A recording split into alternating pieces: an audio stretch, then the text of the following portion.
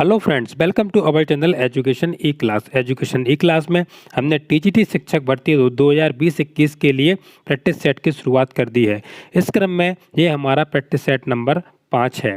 सामाजिक विज्ञान विषय के अंतर्गत आपको महत्वपूर्ण प्रश्न मिलेंगे। सामाजिक विज्ञान के सिलेबस के लिए हम आपको बता दें कि इसमें भूगोल, इतिहास, अर्थशास्त्र और नागरिक शास्त्र से संबंधित प्रश्न पूछे जाएंगे। विस्तृत सिलेबस हमने अपने वीडियो में डाल दिया है। आप हमारे चैनल पर जाकर उस वीडियो के माध्यम से विस्तृत सिलेबस देख सकते हैं। देखिए दोस्तों, हमारा उद्देश्य यही है कि आप परीक्षा में अधिकतम अंक अर्जित करें। आपने अपनी तैयारी तो शुरू कर दी होगी। हम चाह रहे हैं कि हम भी अपना कुछ न कुछ सहयोग आपको दें और सिलेक्टेड क्वेश्चंस के माध्यम से आप लोगों की तैयारी करवाएं। इस क्रम में ये हमारा प्रैक्टिस सेट नंबर 5 है। तो चलिए फिर शुरू करते हैं आज के अपने education E class question number 1 के साथ। क्वेश्चन नंबर 1, प्रसिद्ध कांस्य नर्तकी किस स्थान से प्राप्त हुई है। देखिए कि जो खुदाई के दौरान एक कांस्य नर्तकी जो कि बहुत प्रसिद्ध हुई थी, वह किस स्थान से प्राप्त हुई है। हड़प्पा, मोहनजोदड़ो, लोथल या कालीबंगा। तो इस महत्वपूर्ण प्रश्न का आंसर है कि कांस्य की नर्तकी जो खुदाई के दौरान प्राप्त हुई थी वह हुई थी मोहनजोदड़ो से। क्वेश्चन नंबर 2 की ओर, आदि जैन ग्रंथों की भाषा क्या थी। यानी कि जो जैन ग्रंथों की भाषा थी वह पाली थी, अपभ्रंश थी, प्राकृतिक थी या फिर संस्कृत थी। तो आदि जैन ग्रंथों की जो भाषा थी वह थी आपकी प्राकृत। बढ़ते हैं क्वेश्चन नंबर 3 की ओर। एक महत्वपूर्ण प्रश्न है ये, शून्यवाद का प्रतिपादन किसने किया।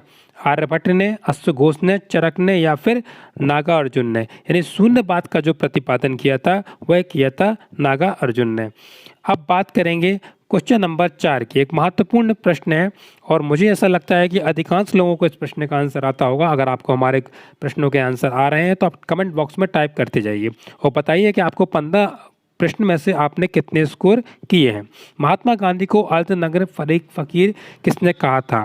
क्लेमेंट एटली, स्टुअर्ट क्रिप्स, विंस्टन चर्चिल या बेबल ने। तो विंस्टन चर्चिल ने महात्मा गांधी को अर्धनग्न फकीर कहा था। बढ़ते हैं क्वेश्चन नंबर 5 की ओर। महावीर को परम ज्ञान की प्राप्ति किस स्थान पर हुई थी।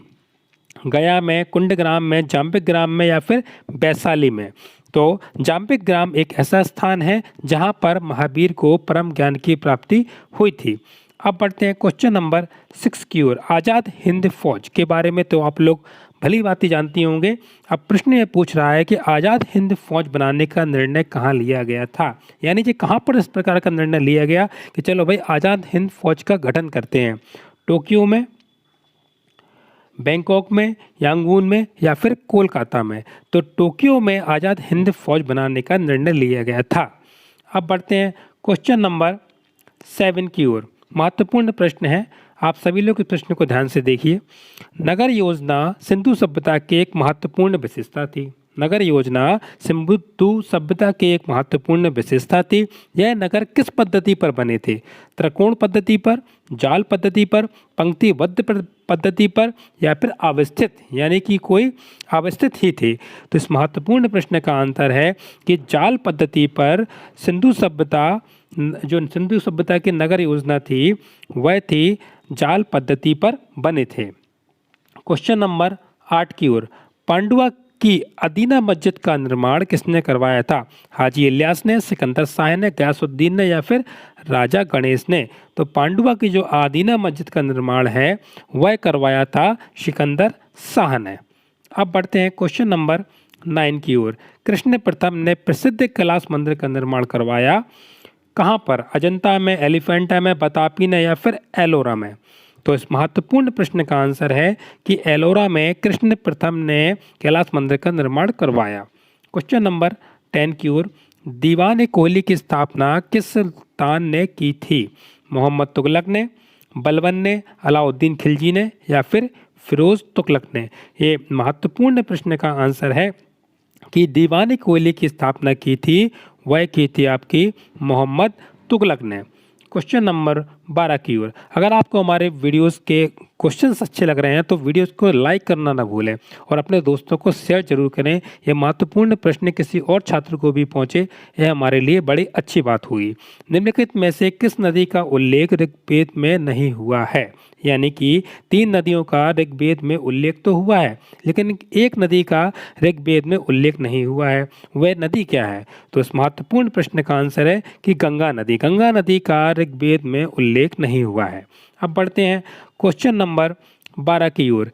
कृषि हेतु ऋण व्यवस्था सर्वप्रथम किस सुल्तान ने की थी? अलाउद्दीन खिलजी ने, फिरोज तुगलक ने, मोहम्मद तुगलक ने या फिर सिकंदर लोदी ने? तो इस महत्वपूर्ण प्रश्न को हम बताएंगे आपको आंसर कि कृषि हेतु ऋण व्यवस्था सर्वप्रथम मोहम्मद तुगलक ने शुरू की थी। ठीक है, अब बात करते हैं क्वेश्चन नंबर 13 की। क्वेश्चन नंबर 13 की ओर।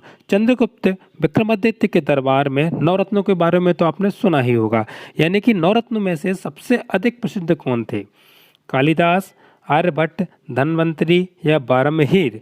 तो चंद्रगुप्त विक्रमादित्य के दरबार में जो नवरत्न थे उसमें सबसे ज़्यादा जो प्रसिद्ध थे उनका नाम है कालिदास। अब बढ़ते हैं क्वेश्चन नंबर 14 की ओर। निम्न शासकों में से कौन सा शासक आप अपनी बुद्धिमत्ता एवं पागलपन के लिए प्रसिद्ध था? बलबन, अलाउद्दीन खिलजी, मोहम्मद बिन तुगलक या फिर सिकंदर लोदी? यानी इनके 4 शासक थे, उसमें से एक शासक जो अपनी बुद्धिमत्ता और पागलपन के लिए प्रसिद्ध था उसका नाम था मोहम्मद बिन तुगलक। अब बढ़ते हैं आखिरी क्वेश्चन की ओर, क्वेश्चन नंबर 15 की ओर। चरक कौन था? एक चिकित्सक, एक ज्योतिषी, एक खगोल शास्त्री, उपयुक्त में से कोई नहीं? तो जो चरक का संबंध था, यानी जो चरक थे वह एक चिकित्सक थे। तो ये थे हमारे आज के महत्वपूर्ण प्रश्न। अगर आज को आपको महत्वपूर्ण प्रश्न अच्छे लगे हों तो हमारे वीडियोस को लाइक करें, शेयर करें। चैनल को अगर आप पहली बार हमारे चैनल को देख रहे हैं तो चैनल को सब्सक्राइब करें, बेल आइकन पर क्लिक कर लें। जब भी हम कोई नया वीडियो डालेंगे तो आपका नोटिफिकेशन सबसे पहले मिल जाएगा। धन्यवाद।